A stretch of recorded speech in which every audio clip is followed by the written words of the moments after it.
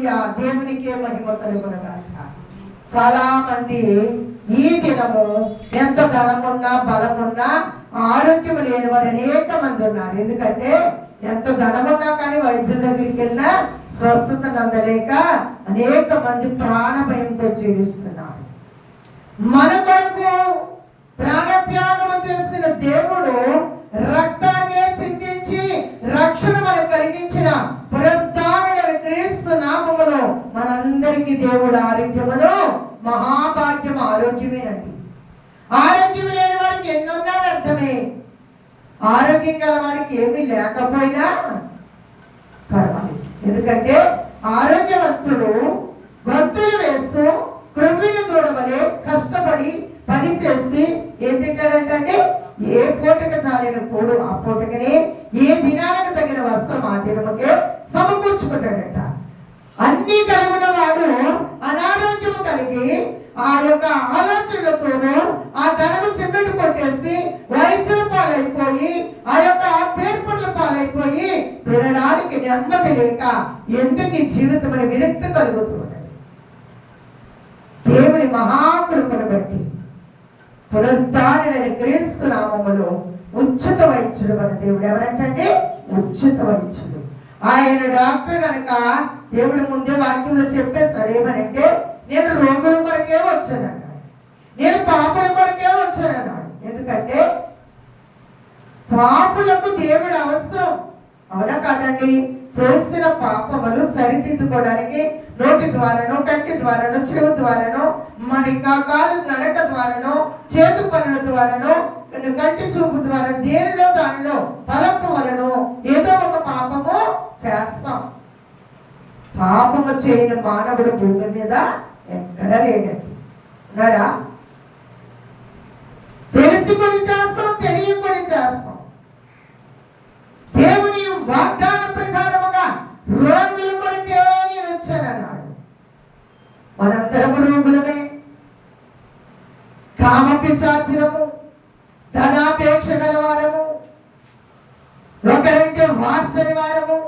అందుకే ప్రభు కూడా దేవుని మాటలు ముందే రాకడ సమయం వచ్చినప్పుడు ఒక్కొక్క సూచన నెరవేర్చుకుంటూ రావాలని ఆయన ముందే రాసించాడు.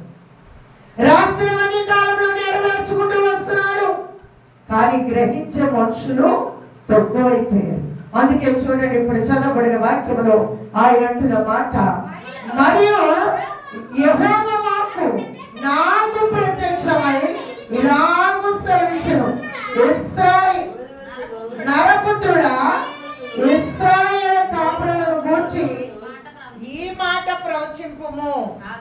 ఆ కాపరులతో ఇట్లనుము, ప్రభువు యెహోవా సెలవిచ్చినదేమనగా, తమ కడుపు నింపుకొను ఇశ్రాయేలు కాపరులకు శ్రమ.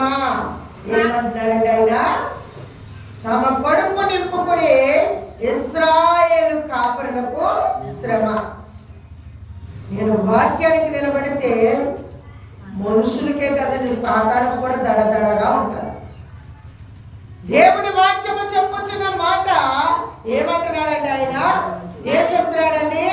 రెండవ వచనంలో, నరపుత్రుడా, ఇశ్రాయేలు కాపురులను గురించి ఈ మాట ప్రవచింపుము. ఆ కాపురులతో ఇట్లనుము, ప్రభువు యెహోవా సెలవిచ్చినదేమనగా, తమ కడుపు నింపుకొను ఇశ్రాయేలు కాపరులకు శ్రమ. కాపరులు గొర్రెలను మేపవలెను కదా, మీరు క్రొవ్విన గొర్రెలను వధించి క్రొవ్వును తిని బొచ్చును కప్పుకొందురు గాని గొర్రెలను మేపరు. దేవుని స్తోత్రం, హల్లెలూయా. ఇప్పుడు మేపే కాపురులు ఎక్కడా లేరండి.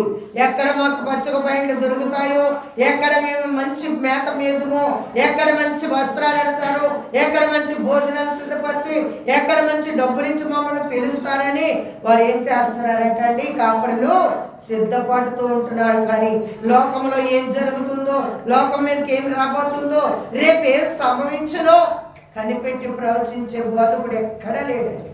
ఉన్నాడా? ప్రవచించమన్నాడు ప్రభువు. ప్రవచించే కాపర్లు ఎక్కడా లేరండి. ఉన్నారా? మేము వెళ్ళామండి పలానా మీటింగ్ లో పలానా దాసుడు ప్రకటించి ప్రవచించాడని చెప్పేవారు ఎవరైనా ఉన్నారా? అని బాగా ఎంత జనం వచ్చేసారు. ఏం జనమంటండి? అయ్యి బాబు పాటలు పాడింది ఆవిడ ఎంత బాగుందో. ఇవి చూడడానికండి ఈ మనుషులు కప్పగొంతులు వేసుకుంటూ వెళుతున్నారు. ప్రభు వస్తున్నాడంటే ఒక్కడా లేరు. ఎలాగందరా? నిజమైన దేవుడు వస్తున్నప్పుడు ఏ ఒక్కరు కూడా మెరుగుగా ఉండలేరు. ప్రభు అందుకే ముందు చెప్పాడు ఏమని అంటే, దొంగవలే వస్తానన్నాడు ఆయన. నేను దొంగవలే వస్తాను. దొంగ ఎప్పుడు వచ్చినా మీకు తెలుసా? మనకి దొంగ వస్తున్నట్లు దేవుని వాక్యములో తమ కడుపు నింపుకొను ఇశ్రాయేలు కాపరులకు శ్రమ. ఇప్పుడు ఎవరికి వచ్చినాయండి? పెద్ద పెద్ద ప్రవక్తలు కడుపులు నింపుకొని సైట్లు కొనుక్కొని ఫ్లైట్లు కొనుక్కొని మరి మంచి మంచి మరి టెంట్లు సంపాదించుకుని ఏటీఎంస్ అవన్నీ మరి ధనాపేక్ష గల కాపరులకు ఏమొచ్చిందండి? ఇప్పుడు శ్రమకాలం వచ్చింది. పెద్ద పెద్ద కాపరులండి వారు. ప్రవచనాలు లేవు. ఉన్నాయా? ప్రవచనాలు లేవు. పరిశుద్ధాత్మ నడిపింపు లేదు. ఈ నరులు ఎట్లాంటి వారంటండి? ఎర్ర గొర్రెలు లాంటి వారంటండి. నా జనులు ఎర్రివారు కనుక వారు ఏం చేస్తున్నారంటే బెత్తుడు తోకతో ఎక్కడికో పరిగెట్టాలనుకుంటారంట. దేవుని వాక్యము చెప్పుతున్న మాట ప్రకారముగా మీరు క్రొవ్విన గొర్రెలను వధించి క్రొవ్వును తిని బొచ్చును కప్పుకొందరు గాని గొర్రెలను మేపరు. బలహీనమైన వాటిని మీరు బలపరచరు. రోగము గల వాటిని స్వస్థపరచరు. గాయపడిన వాటిని పట్టుకట్టరు. తోని వేసిన వాటిని మరలా కోరుకొని రారు. తప్పిపోయిన వాటిని వెదకరు. అది మాత్రమే కాక మీరు కఠిన మనస్సులై బలత్కారముతో వాటిని ఏలుదురు. దేవుని స్తోత్రం. హల్లెలూయా, హల్లెలూయా. దేవుని వాక్యం ఏమని చెప్పుతుందంటే, ఒక అద్భుతమైన రాత్రి అని చెప్తారు కదండి. ఒక అద్భుతమైన రాత్రి. ఈరోజు ఒక అద్భుతమైన రాత్రి దేవుడు మీతో మాట్లాడబోతున్నాడు. అక్కడ రోగులకు, సకల రోగులకు ప్రత్యేకమైన ప్రార్థన ప్రకటిస్తారు కదండి. రండి, వినండి, రక్షణ పొందండి. వారికి పని ఏముందండి? ఎవరు కొన్ని డబ్బులు ఇస్తే వారి గురించే పొగుడుతూ ఉంటారు. ఈ ప్రార్థన అంటే వేళ దేవుని వాక్యం అంటే రాజకీయముగా ఉందండి. దేవుని వాక్యము రాజకీయముని పోలున్నది. బేండా మేస్త్రీలు వేస్తున్నారు కదండి డ్రెస్సు. బేండా వాళ్ళు చూడండి, కేరళ నుంచి డ్రెస్సు, చెన్నై నుంచి వచ్చే వాళ్ళ డ్రెస్సు, మరి లోకల్ ఏరియాలో ఒక్కొక్క డ్రెస్సు. అలా ఈ క్రైస్తవులు కూడా ఎలా అయిపోయారంటే కామ పిశాచుల్లాగా. దేవుని వాక్యము చెప్పుచున్న మాట ప్రకారముగా అయితే, దేవుడు చెప్పుచున్న మాట ప్రకారం ఈ క్రైస్తవులు భయభక్తులు లేవండి. ఈ కాపర్లు కడుపు నింపుకుంటున్నారు. ఏ అంతాలి బైబిల్ తీసుకున్నవా? తీసుకుని కూర్చొని మీ నాయన పక్కన కూర్చో. సుబ్బమ్మే. దేవుని వాక్య ప్రకారముగా ఆయన అంటున్న మాట ప్రకారముగా ఇక్కడ అంటున్నాడు, కడుపు నింపుకొను ఇశ్రాయేలీయుల కాపరులకు శ్రమ. కాపరులు గొర్రెలను మేపవలను కదా. మేపుతున్నారు ఈ గొర్రెల్ని. మేపుతున్నారా గొర్రెల్ని? ఈ గొర్రెలు కూడా ఎక్కడ పచ్చడొంగు ఉంటుందో అక్కడికి ఎగసి వెళ్ళి ఏం చేస్తున్నారండి? తొప్పల్లో తూలిపడి లేవలేక, లేదీసేవాళ్ళు లేక, ఆదరించేవాళ్ళు లేక తబ్బిబ్బైపోతున్నారండి ప్రజలు. ఒక అద్భుతమైన రాత్రి అనేటప్పటికీ ఒక అదృశ్యమైన ప్రవర్తనలో పరుగులు పెట్టి వెళ్ళిపోతున్నారు. భర్తగా రోజు పక్కింటి ఆమెను కోరేయమంటున్నారు, లేకపోతే తల్లిని భోజనం పెట్టమంటున్నారు. అంతకుముందు అత్తగారు అన్నం పెడుతూ ఊరుకుంటున్నావా? నీ కొడుకు అన్నం పెట్టామంటే ఊరుకొని అంటున్నారు. మీ అమ్మ పెట్టిన అన్నం తిన్నామంటే ఊరుకొని అంటున్నారు. మరి ఆ రోజు నువ్వు ఆ యొక్క అద్భుతమైన రాత్రికి వెళ్ళేటప్పుడు ఆయన తల్లి అన్నం పెడితే ఆ రాత్రి ఏమైనా విషయం పెట్టేస్తుందేమో. పెట్టదా? వచ్చా గొడవలు. ప్రయాసపడి భారం పోయించిన వారిలారా మీరు ఎందుకు రండి, నేను మీకు విశ్రాంతి విశ్రాంతిని కలుగ చేస్తానంటున్నాడు. ఏ కలుగ చేస్తానంటున్నాడు? విశ్రాంతి ఇస్తానంటున్నాడు. విశ్రాంతి లేదు ఈ ప్రజల్లో, నెమ్మది లేదు ఈ క్రైస్తవుల్లో, సుఖ సౌఖ్యాలు లేవు ఈ ప్రజల్లో. ఉన్నాయా? బ్రతుకంతా కలవరమే. రేపేం జరుగునో, రేపేం సంభవించునో, ఈ రాత్రి ఏం జరుగునో దేవుని వాక్యము చెప్పుచున్న మాట ప్రకారముగా ఈ గొర్రెలు మేపుతున్నారు. వారి మేత కొరకే చూస్తున్నారు. మా భార్యకి ఏం సంపాదించాలా, నా బిడ్డలకి ఏం సంపాదించాలా, నేనేం తినాలా, నేను ఎక్కడ ఏటీఎంలు వేసుకోవాలా, ఇదే ఈ కాపర్ల ఆలోచన అంతా. దీనులకును దరిద్రులకును అండగా ఉండమని దేవుడు చెప్తే ఈ కాపర్లు ఏం చేస్తున్నారు?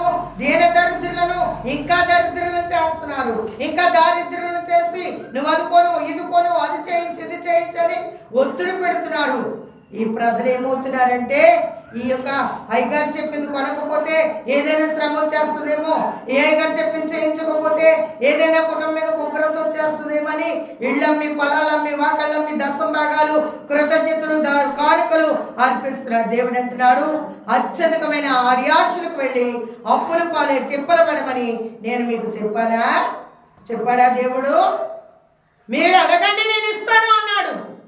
మీకు కలిగిన దానిలో 10వ వంతును, 10వ భాగమును, కృతజ్ఞతైనను కానుకను మీరు కలిగి ఉండండి అన్నాడు. నీ కలుగున్న దానిలో దేవునికి ఇస్తున్నావా? మొదటగా నీ హృదయాన్ని మనం అడిచావా దేవునికి? నీ హృదయం అంతా లోకములో కల్లోలముతో నిండిపోయింది. అందుకే ప్రభు అంటున్న మాట, ఈ కాపర్లు గొర్రెలు మేపరు, గాయపడిన వాటిని కడుతున్నారా?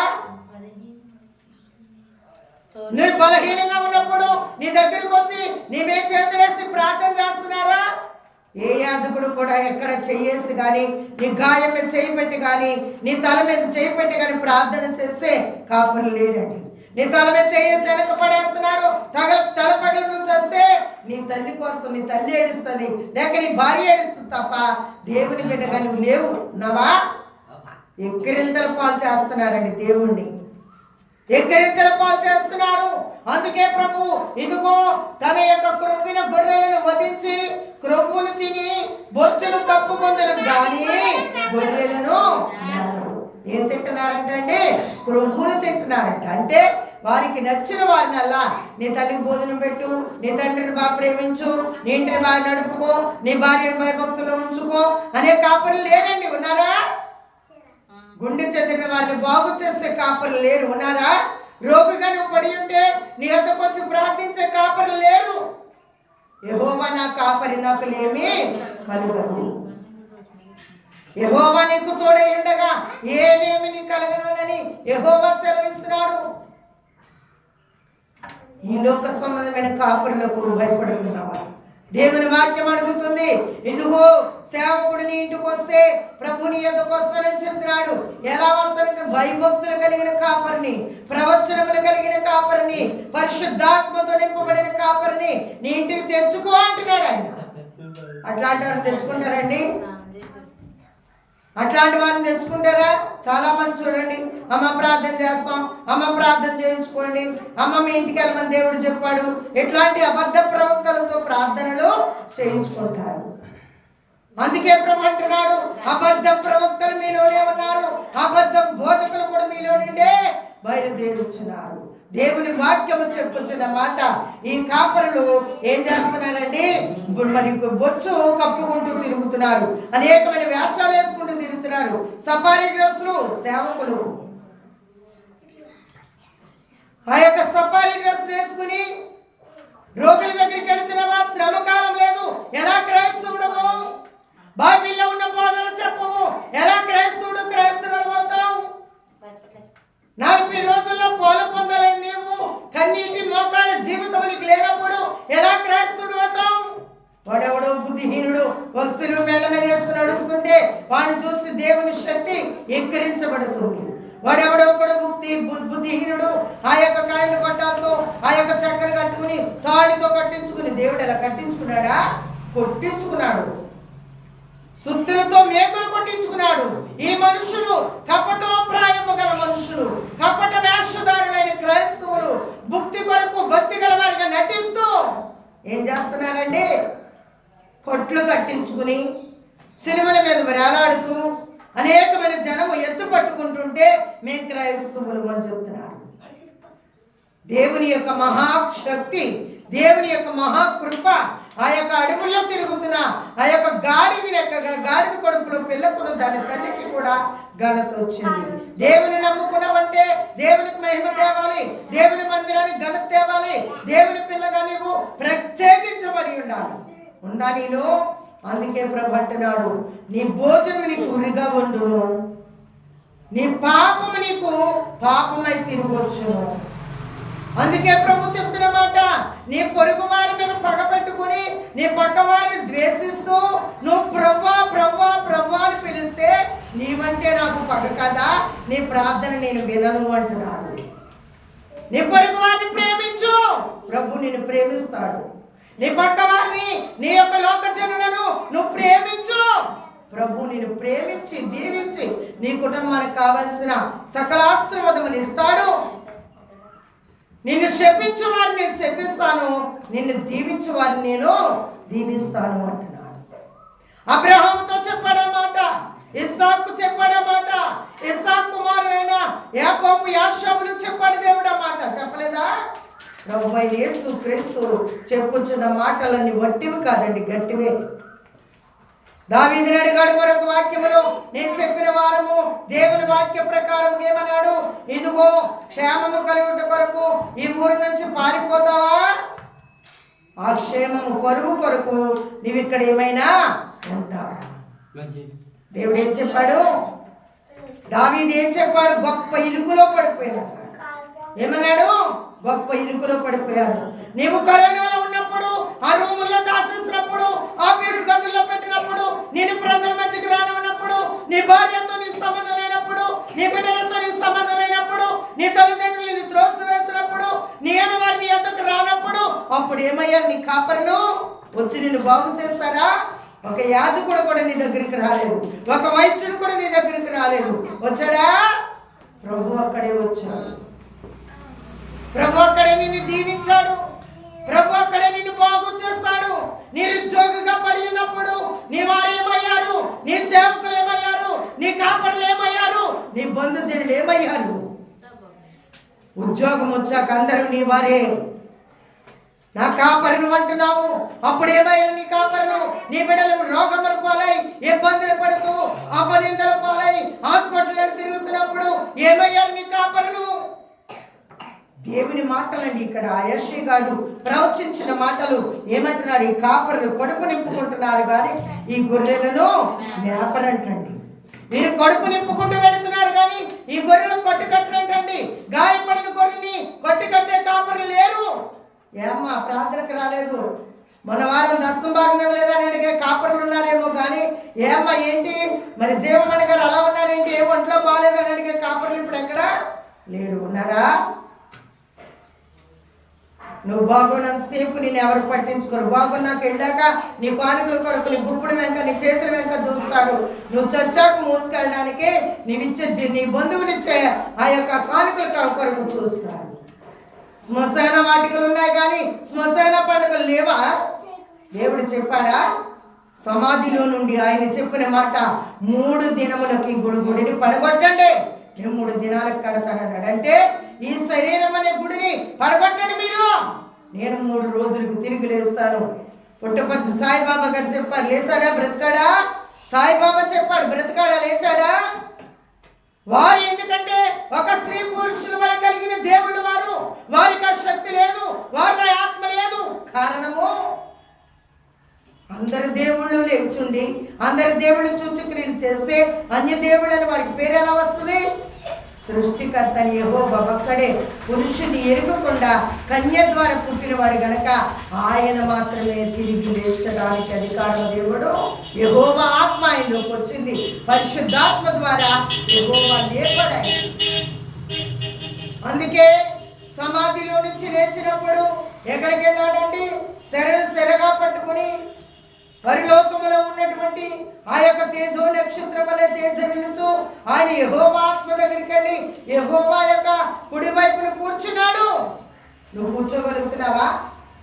నువ్వెంత ప్రార్థన చేసినా నీ తల్లినైనా నీ చెల్లినైనా నీ బిడ్డనైనా నీ భర్తనైనా బ్రతికించుకోగలవా? నువ్వు అందుకే స్త్రీలను అడుగుతున్నాడు, ఓ స్త్రీ నీ పెనిమిటిని రక్షించడం లేదో జ్ఞాపకం చేసుకో. పురుషుల్ని అడగలేదు, కానీ పురుషులు మారుట కష్టమే, కానీ వారు మారినప్పుడు నీ విశ్వాసం వారి ముందు దేనికి పనికిరాదంట. ఇప్పుడు చాలా మంది పురుషులు ఏం చేస్తున్నారంటే లివర్ డ్యామేజ్ అయ్యో, కిడ్నీ డ్యామేజ్ అయ్యో, గుండె చిలుపడో, ఏదో ఒకటి మూత్రపిండం పాడైపోయి ఆ యొక్క డాక్టర్లు మందులు తాగొద్దని చెప్తుంటే ఆ త్రాగుడు మానేస్తే ఏం ప్రసారం చేస్తున్నారంటే ఈ భార్యలు ఏమంటున్నారంటే నువ్వు త్రాగవని పుట్టింటికి వెళ్తావు, నువ్వు త్రాగవంటి నేను ఆత్మహత్య చేసుకుంటాను, ఇదిగో నువ్వు త్రాగవంటి మొంగు తినేస్తాను భయపెడుతున్నారు. కనుక పురుషులు ఏం చేస్తున్నారంటే ఒత్తిడి గురైపోయి మందు మానేస్తుంటే, త్రాగడం మానేస్తుంటే, ఫంక్షన్లో పార్టీల్లో లేక భార్య ఊరెళ్ళినప్పుడు వాళ్ళు లిమిట్గా త్రాగుతుంటే అయ్యి బాబు మారిపోయాడండి. ఏం మారిపోయావు? ఏం మారింది? నీ చూపు మారిందా? నీ నడక మారిందా? నీ ప్రవర్తన మారిందా? నీ ఆలోచన మారిందా? నీ తలంపులు మారాయా? నువ్వు తల్లిని బాధించడం మానేస్తావా? నీ తల్లిని వేధించడం మానేస్తావా? నీ భార్యను ఒత్తిడి చేయడం మానేస్తావా? ఏది నీలో మార్పు? నీ భర్తను మార్చుకున్నావా? నీ బిడ్డను మార్చుకున్నావా? దేవారాత్రులు దేవుని సన్నిధిలో ఎలుగెత్తి ఏడుస్తున్నావు. రేనక పగలనక అనేకమైనటువంటి మార్గాలకు పరుగులు విడి వెళుతున్నావు, అనేకమైన జనాంగములు వెళుతున్నావు, అనేకమైన సంఘాలకు వెళుతున్నావు, అనేకమైన సభలకు వెళుతున్నావు. నీ కుటుంబాన్ని రక్షించుకున్నావా? నీ కుమారులు కొట్టుకుంటుంటే లోపలికి వెళ్ళి ఏడుస్తున్నావు. ఎందుకంటే అయ్యో బాబు ఈ ప్రజలందరూ చూస్తున్నారని ఏడుస్తున్నావే. కానీ రాత్రి ప్రార్థనకి వెళ్ళాను, తెల్లారిపోతే దుష్టుడు ఏంటి ఇలా గలిబిలి చేస్తాడని దేవుని ఎప్పుడైనా ఎక్కడైనా అడిగావా? నువ్వు నడిచే నడక ఎలా ఉందో, నువ్వు వెళ్ళే మార్గం ఎలా ఉందో. చాలా మంది అనుకుంటారు ఆ ఫంక్షన్కి వెళ్ళాను, ఈ ఫంక్షన్కి వెళ్ళాను, వారు పిలిస్తే వెళ్ళాను, వేరు పిలిస్తే వెళ్ళాను. ఏ ఫంక్షన్లో ఏ భోజనం తింటే నీవు జబ్బు కలిగిందో గమనిస్తున్నావా? ఏ ఫంక్షన్కి వెళ్ళి ఎక్కడ కూర్చుని నువ్వు ఏం మాట్లాడితే నీకు శోధన వచ్చిందో గమనిస్తున్నావా? అందుకే ప్రభు అంటున్న మాట ప్రకారముగా ఆయన దేవుడు చెప్పుచున్న మాట, బలహీనమైన వాటిని మీరు బలపరచరు, రోగము గల వాటిని స్వస్థపరచరు, గాయపడిన వాటిని కట్టరు, తోలి వేసిన వాటిని మరలా కోలుకొని రారు, తప్పిపోయిన వాటిని వెతకరు. అది మాత్రమే కాక మీరు కఠిన మనస్సులై బలత్కారముతో వాటిని ఏలుదురు. దేవుని స్తోత్రం. హల్లెలూయా, హల్లెలూయా. ఏమై ఉన్నారంటే వీళ్ళు కఠిన మనస్సు. కఠిన మనస్సులు అంటండి, వారికి పరిచయం చేసిన వారిని ఒకలా ప్రేమిస్తారు, వారికి పరిచయం చేయని వారిని ఒకలా ప్రేమిస్తారు, ధారాళముగా కానుకలు ఇచ్చిన వారిని ఒకలా ప్రేమిస్తారు. ఎక్కువ కానుకలు ఇచ్చేవారు ఉన్నారనుకోండి, వారి ఇంటి వసతుల్లో కూడా వారి బిడ్డలకు తినవలసిన ఆహారము, వారింటికి కావలసిన వసతులు మరి గమనించి చేసేవారు ఉన్నారనుకోండి, వారిని కుర్చీ చేసి కూర్చోబెడతారు, చక్కగా ఏసీ రూమ్లో తీసుకెళ్తారు. నీకు కలిగిన దానిలో ఏమి పెట్టక నా భక్తికే సరిపోవడం లేదు, నా కుటుంబంలో సమస్యలని వారికి ఏమైనా కాపర్లకి న్యాయమైన కార్యం నువ్వు దేవుని పట్ట నీ ధర్మంగా ఇవ్వాల్సింది ఇచ్చి ఎగస్ట్రా ఇవ్వలేదనుకో, నేను గేటుకు ముందు దగ్గరే నిలబెట్టి మాట్లాడి పంపేస్తాను. కొంచెం గ్లాసులు మంచినీళ్ళు కొన్నికి ఇవ్వరు. ఇక్కడ ప్రభు చెప్తున్న మాట, ఆ యొక్క కాపర్లు ఏం చేస్తున్నారంటే వారి గుడ్డు కాపర్లు అండి, వారి కుంటి కాపర్లు అండి, వారి చెవిటి కాపర్లు, వారి మోగ కాపర్లు, వారి జ్ఞానం లేని కాపర్లు, అతికి జ్ఞానము కలిగిన వారు, మిడిమిడి జ్ఞానముతో సంపాదన కోసము దేవుని వాక్యము చెప్పుతుందండి. ఇప్పుడు మీడియాలో మాట్లాడుతున్నారు, కాపర్లు అనేకమైన కోట్లాస్తిని దోచుకుని దాచుకున్నారండి. దోచుకుని దాచుకుని ఆ ఆస్తుల కోసం వారి ప్రాణాలు తీసుకోవడానికి ఇప్పుడు ఏం చేస్తున్నారు? వారి ప్రాణాలే తీసుకుంటే ఆ ఆస్తి ఎవరు అనిపిస్తారండి? గవర్నమెంట్ వారికి వెళ్ళిపోద్ది. పేదలకు, దీనులకు, దరిద్రులకు పంచడానికి వారు సిద్ధంగా ఉన్నారు. దోచుకున్న వాడు దొరికినంత వరకు దోచుకుని, గోడ కనవేసిన వాడు ఇంటిలోకి వెళ్ళి దొరికినంత తెచ్చుకుంటాడంట. ఇప్పుడు గోడ కన్నాలేస్తే దొంగలు అక్కడ లేరని ఉన్నారా? మనిషి మాట్లాడుకుంటూ మన మధ్య నుంచి వెళ్ళి దొంగతనం చేసేస్తున్నారు లేదా? దేవుని వాక్యం చెప్తుంది, ఈ జబ్బు పడిన వారిని బాగు చేయడం లేదు, కాలు ఇరిగిన వారికి కొట్టి కట్టడం లేదు, గుడ్డి వారికి కొన్నలు తెరపబడడం లేదు, వారి కొరకు చేసే ప్రార్థనలు లేవు. ఉన్నాయా? నీ కుటుంబాన్ని నీవే రక్షించుకోలేకపోతున్నావు. నీ బిడ్డలకు జ్వరం వస్తే తాయితులు కట్టుకోవాలి, ఇతర బిడ్డలకు జ్వరం వస్తే నీవు ఇచ్చిన తైలం రాసుకోవాలి. కారణము భ్రమ పెట్టే ఆత్మ నీలో ఉంది, దోచుకునే ధనాపేక్ష ఆత్మ నీలో ఉంది కనుక ఆయన అంటున్న మాట ప్రకారముగా దేవుని వాక్యమే కాపరులు ఇదిగో కడుపు నింపుకుంటున్నారు. వీరికి శ్రమ, రేపేం సంభవించిన వీరికి తెలీదు. ఇప్పుడు చాలా మంది కాపర్లకు యొక్క కలవరం పట్టుకుందండి. దేవుడు చెప్పాడు కదా, రాకడ సూచనలు వస్తున్నాయి, మిడతల దండ వస్తుంది అన్నాడు. వచ్చిందా లేదా? మిడతల దండ వచ్చిందా లేదని చూసారా మీరు? మిడతల దండ రాలేదా? మిడతల దండ వచ్చిందండి. చెట్లు కొట్టినట్టుకు తినేసి ఆ యొక్క మరి శ్రీకాకుళం కేసు అయితే మనుషులు కూడా పట్టుకుని తినేసి మిడతలు. మళ్ళీ ఎలా వచ్చినాయి? అలాగే ఏ దేశం నుంచి వచ్చినాయో ఆ దేశం వెళ్ళిపోయినాయో మిడతలు. 7 తెగుళ్ళు మీకు వస్తాయన్నాడు దేవుడు, విచిత్రమైన తెగుళ్ళు అన్నాడు. ఇదిగో ఆ యొక్క మరి తెగుళ్ళ పాత్రలు కుమ్మరిస్తున్నానని చెప్పాడు. కుమ్మరించాడా లేదా దేవుడు? కడవరి కాలం వచ్చింది. కరువులు, భూకంపాలు, యుద్ధాలు, ఇంకా క్వైట్ల ప్రాంతాల్లో యుద్ధాలు జరుగుతూనే ఉన్నాయండి. ఏమైంది? దేవుని వాక్య ప్రకారముగా ఆయన అంటున్న మాట ప్రకారముగా గాయపడిన వాటిని కట్టరు, తోలి వేసిన వాటిని మరలా తోలుకుని రారు, తప్పిపోయిన వాటిని ఎదగరు. అది మాత్రమే కాక మీరు కఠిన మనసు బలాత్కారముతో వాటిని ఏలుదురు. అనేక మంది రాత్రి మీటింగ్ పెట్టారు, తెల్లవారు మీ దగ్గరకు వచ్చారు. ఎవరైనా ఏమని కొడుకు పరిస్థితి ఏంటి? ఊరు వెళ్ళిపోడంట కదా, దేశముద్రు పారిపోడంట కదా, నీ వాళ్ళు అక్కడికి వెళ్ళిపోయిందంట కదా, నీ కూతురు కాపురంలో చిచ్చుపడిందంట కదా, నీ అల్లుడికి అపాయం వచ్చిందంట కదా, నీ పెనిమిటి రోగిగా ఉన్నాడంట కదా. ఏ కాపురం నీ దగ్గరకు వచ్చాడా? కప్పగంతులు వేసుకుంటూ తిరుగుతున్నారండి క్రైస్తవులు. బావిలో పడ్డ కప్ప ఎలా అటు ఇటు కొట్టుకుంటుందో ఈ క్రైస్తవులు కూడా అంతే. భార్యలేమో దేవుని మందిరంలో కూర్చుంటే భర్తలేమో పేకాట్లో కూర్చుంటున్నాడు, భార్యలేమో ఆలయంలో ఆ చక్కగా పాటలు పాడుతూ కూర్చుంటే భర్తలే బీర్ కొట్లో కూర్చుంటున్నాడు. అది దేవునికి ఇష్టమైన విశ్వాసమా? ఏది నీ విశ్వాసం? ఏది నీ ఉపవాసం? నువ్వు నిజమైన విశ్వాసంతో ప్రార్థిస్తే నీ భర్తని ఇప్పుడే మారుస్తానంటున్నాడు. మీ స్వపురుషులకు లోబడి ఉండండి, ఇది ధర్మము అంటున్నారు. స్త్రీలారా మీ స్వపురుషులకు లోబడి ఉండండి, ధర్మమే. కుమారులు పిల్లలారా మీ తల్లికి నీ తండ్రికి లోబడి ఉండండి, విధి ధర్మమే. తండ్రులారా మీ పిల్లలకు కోపము రేపకుడు, ఇది ధర్మమే. అటు చెప్పినాడే ఇటు చెప్పినాడు, సమాధానం ఉండమంటున్నాడు. నీ కఠినాత్మాన్ని మార్చుకుంటున్నావా? బైబిల్ పట్టుకుని వెళ్ళిపోతేనే క్రైస్తవులు అయిపోమండి మనము. బైబిల్ పట్టుకుని వెళ్ళిపోయి అయ్యో బాబు మేము హాస్పిటల్కి వెళ్ళమంటారు. చూడండి, ఒక ఆమెకు జ్వరం వచ్చిందంట. ఆ యొక్క జ్వరం వస్తే దేవుడు ఏం చేస్తున్నాడంట, ఈమె హాస్పిటల్కి వెళ్తుందా ప్రార్థన చేసుకుంటుందా అని ఆ యొక్క మనిషిని గమనిస్తూ ఉన్నాడంట. ఈమె ఏం చేస్తుందంట అండి, ఆ యొక్క హాస్పిటల్కి వెళ్ళంటుందంట, ప్రార్థన చేసుకుంటలేదు, హాస్పిటల్కి వెళ్తుంది. ప్రార్థన చేసుకుంటేనే నిద్రపోద్దేమో, నిద్రపోవడానికి టైం ఉండదు. హాస్పిటల్కి వెళ్తాయి, బాబాయ్ రాత్రి అంతా ప్రార్థన వెళ్తావు కదా, ఇప్పుడు హాస్పిటల్కి వెళ్ళామని ఎగతాళి చేస్తారేమో. మరి ఏం చేస్తుందంటే భయము లేదు, భక్తి లేదు. ఇక్కడ హాస్పిటల్కి వెళ్ళకుండా తినాలనుకున్నప్పుడు తింటుందంట, పండుకుని నిద్రపోతుందంట. తినాలప్పుడు తినకుంటుందంట, చక్కగా ఏ కావాలంటే అది మళ్ళా పడుకుంటుందంట. అందుకే దేవుని కృప ఉందంటారా? డాక్టర్ వైద్యం లేదు, దేవుని కృప లేదు. అలా ఎన్ని రోజులైనా పడుకుని ఉండొచ్చు పని చేయకుండా. నీవెంత బలహీనతలో ఉన్నా నా దేవుడు బలవంతుడని నువ్వు పనిచేయి, అప్పుడు దేవుడు నిన్ను ఆశీర్వదిస్తాడు. అప్పుడు నువ్వు హాస్పిటల్కి వెళ్ళలేదు కనుక నా కృప నీకు చాలు అని దేవుని ఆత్మనితో మాట్లాడి నిన్ను ముట్టి స్వస్థపరుస్తుందని దేవుని వాక్యం చెప్తుంది.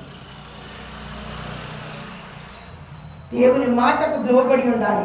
అందుకు ఆయన అంటున్న మాట ప్రకారముగా 5వ వచనంలో అంటున్నాడు చూడండి, కాబట్టి కాపరి లేకయే అవి చెదిరిపోయి సకల అడవి మృగములకు ఆహారమైన దేవుని స్తోత్రం. హల్లెలూయా. మేము ఆ సంఘానికి వెళ్ళమండి, మేము ఈ మందిరానికి వెళ్ళమండి, మేము అసలు మందిరం వైపు కొనేది చూడమండి. మరి ఇంకా ప్రభువుని ఎలా చూస్తున్నాం? ప్రభు వైపు ఎలా చూస్తున్నానో తెలియకడుగుతున్నాం.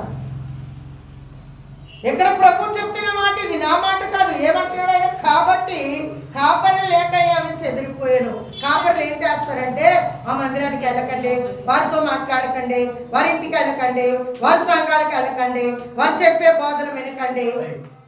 వారి బోధ చేస్తున్నప్పుడు మీరు సౌండ్ డిష్ పెట్టేసుకోండి, టీవీలు పెట్టుకోండి, అందులో మనం మాట్లాడే మన చర్చిలో వాక్యం వస్తుంది. అది దేవుని ప్రేమ కాదు. సేవకుడు ఎట్లాంటి వాడైనా, వాడి బోధకుడు ప్రవర్తన ఎలా ఉన్నా, నీకు ఇష్టమున్నా లేకపోతే నోరు మూసుకుని మౌనంగా ఉండు.